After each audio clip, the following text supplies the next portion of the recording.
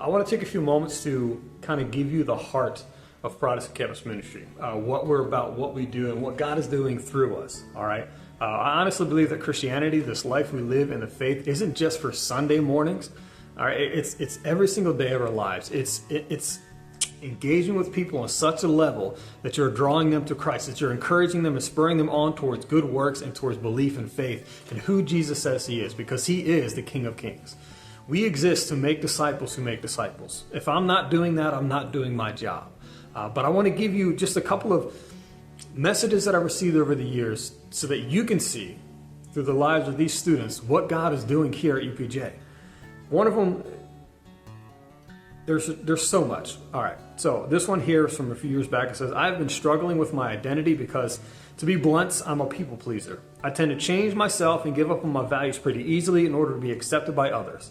A lot of times, that means leaving God for whatever temptation or distraction I'm dealing with. I let my walls fall down for other people, and it only ends in pain and emptiness. Lately, I've felt so far away from God and want nothing more than to be filled with Him and His grace. The messages being shared about identity in Christ are really opening my eyes again to Him and making me realize my worth. Crazy how God is moving and doing that. Another one. The real point of this email is to thank you. Last night really inspired me because I never thought that He would love me after my mistakes, my self-harm, my suicidal thoughts and actions. I didn't think it would be possible. I'd always hoped that it would be, but one of those things is so hard to believe when you're stuck in that awkward place, if that makes any sense. It inspired me, and I know that may sound weird, but it just did. I've been having a hard time lately because I don't know what comes next.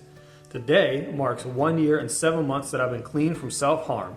And I know that doesn't sound like much, but to me, that's a lot. And I know that God has helped me through all of the struggles and urges that I battle with nearly every day. So thank you for inspiring me and for asking me and making me to help me ease back into PCM without feeling awkward. God is moving. God is saving lives right here at UPJ. This is why I do what I do, because I am so in love with these students and who God is making them into, that I'm here for it. I'm here for it. Listen, here's another one. This one's a little bit longer, but it's good. I first heard of PCM from a friend at a different club. He would always invite me no matter how many times I said no. I wasn't a believer back then, but he never gave up on asking. One night in my sophomore year, I hit a very dark and low place. I was ready to give up on everything and take my life. I went through the motions of the day on autopilot, and eventually I ran into that friend. And of course, he asked me if I wanted to go. And I thought, what have I got to lose? I won't be here tomorrow. So I went. I was a very timid and shy person. I was intentional how quiet I opened the door, and I planned to sink into the back and not be noticed because that's what normally happened to me. However, when I walked into the chapel, immediately I was greeted with hellos and highs and welcomes.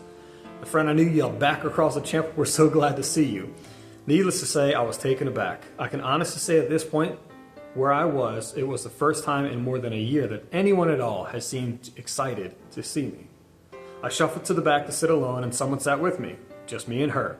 She was kind and sweet, and for the real first time, it seemed that she wanted to genuinely talk to me.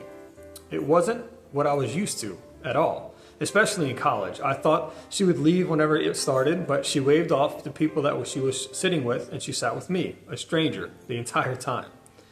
They were all so kind to me, and I couldn't believe it. When it was over, I went to leave, and they were all just as kind and with the goodbyes and a hope to see you again.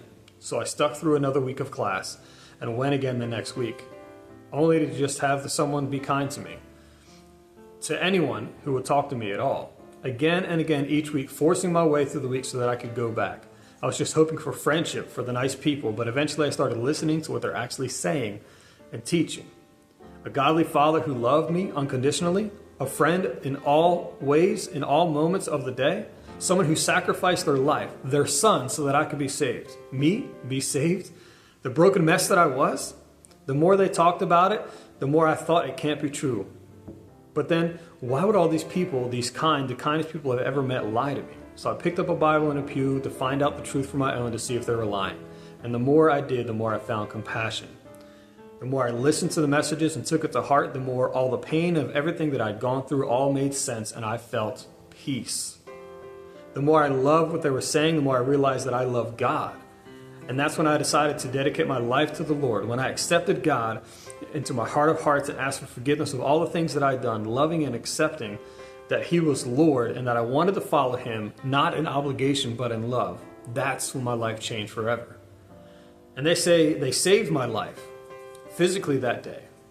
They helped me to keep living. And the second time, they saved me eternally, showing me who God was. And I can gladly say that PCM didn't just save my life, they ended up teaching me so many other things, allowing me opportunities to grow in ways that I didn't think I ever could. Campus ministry is vital.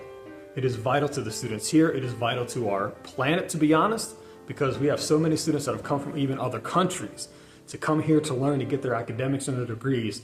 Man, God captures their heart, and they begin to know and understand who He is and how much He loves them. And they begin to take that to the places that they're from and making disciples where they go. This is why campus ministry exists. It saves lives, and it creates disciples, people who are honest and real and raw with each other and with God and their relationship with Him. That's what Christianity is about. That's why we do what we do.